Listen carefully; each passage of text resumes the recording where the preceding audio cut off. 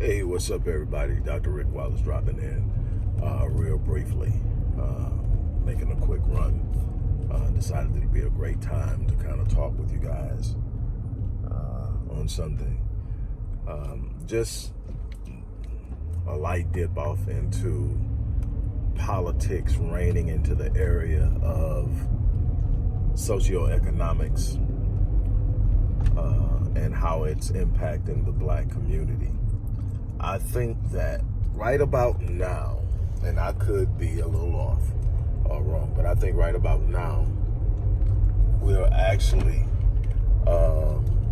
starting to see where it's starting to set in with a lot of Blacks who have been prolifically and consistently Democrats, passed down from generation to generation solely off an idea of principle, and that somehow Democrats were doing better by us than Republicans, without truly ever examining the facts to understand how we were impacted under Democrat administrations, Dem houses and Dem senates and all of the above. But I think it's starting to set in now that today's Dems, for a lack of true policy and the presence of old, outdated rhetoric with no bite, no true sense of purpose as far as Blacks are concerned, as far as the disenfranchised are concerned and the impoverished are concerned.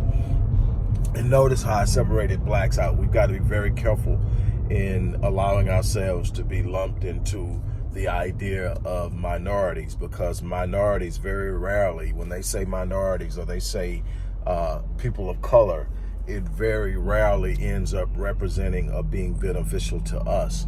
It's often using our battle cries and our complaints and using them for leverage to create opportunities for other people.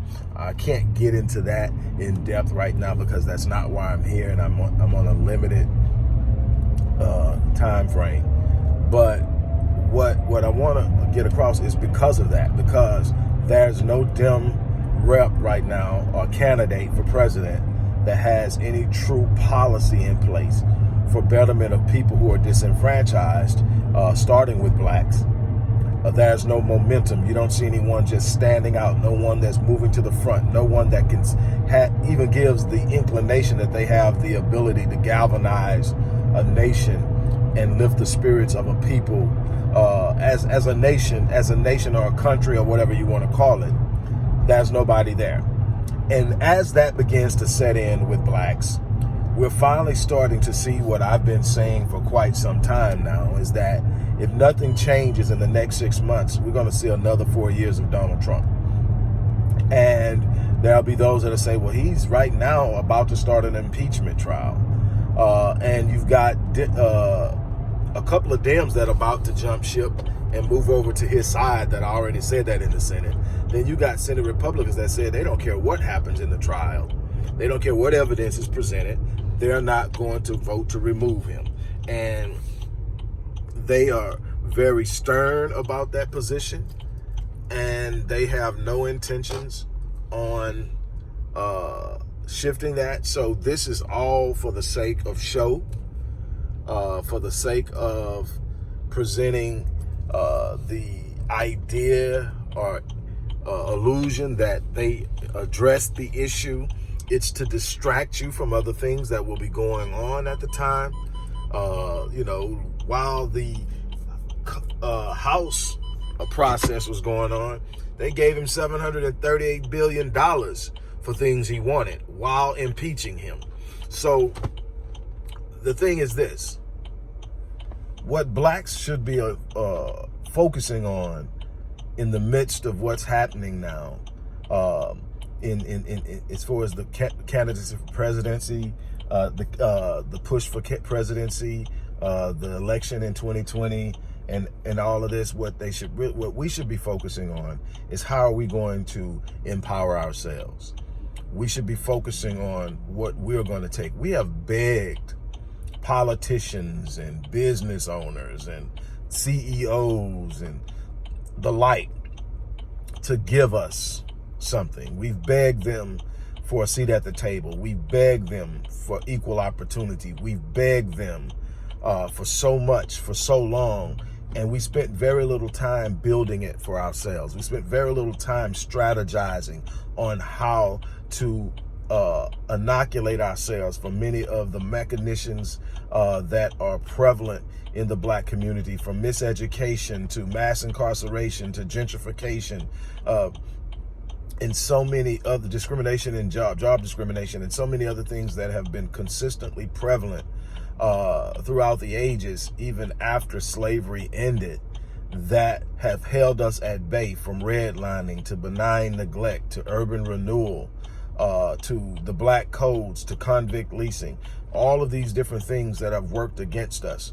We have not spent enough time. I've talked about it over and over again. We need to develop think tanks of great minds who understand the dynamics at play and understand how to strategize and to respond.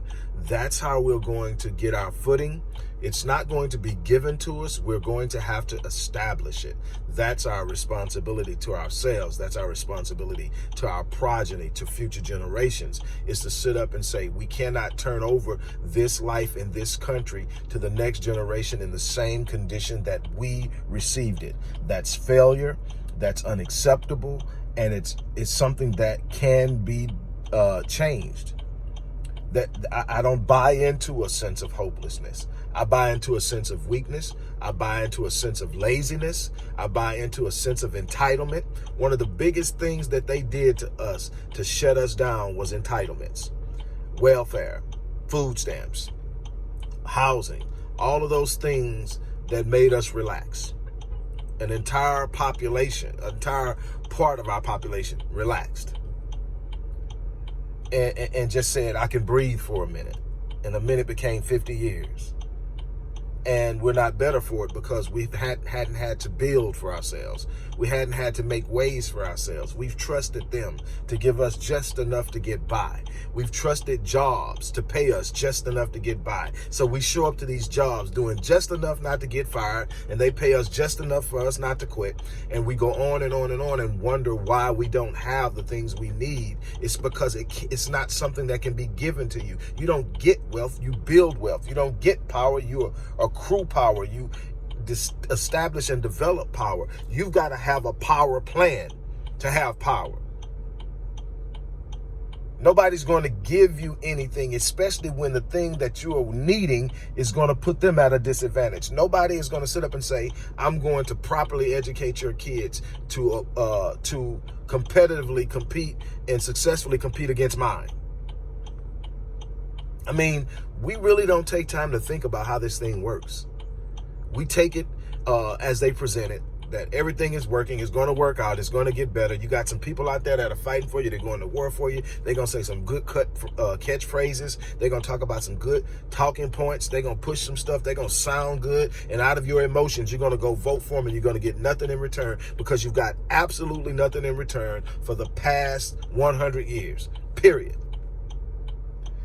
You are going to have to create a power structure, an infrastructure that establishes and sustains power so that you can function through your power. Your power is what gives you impact. The power is what ensures that your presence is felt. It's through power that people start to pay attention, not because they feel sorry for you, not because you're running around whining and complaining and throwing temper tantrums. That's all a protest is. If a protest is not backed by economic power that has the ability to negatively impact those that you have a problem with financially and socially, it's not going to have anything. It's you sitting up. It's a collective. All a protest is without economic power is a collective temper tantrum.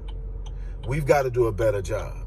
We're going to have to get out of it. And yes, if we don't change something, we're going to get due for another 4 years. The question shouldn't even be right now, man, how can we get somebody other than him? Because we've gotten the same results regardless who it is. He just wastes very little time pretending.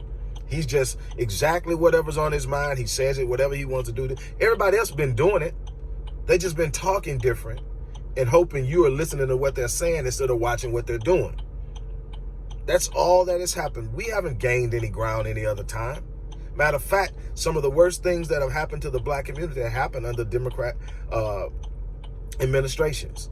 So we got a lot of learning to do. We got a lot of action to take. We got a lot of work that has to be fulfilled. That's what I've got for you today.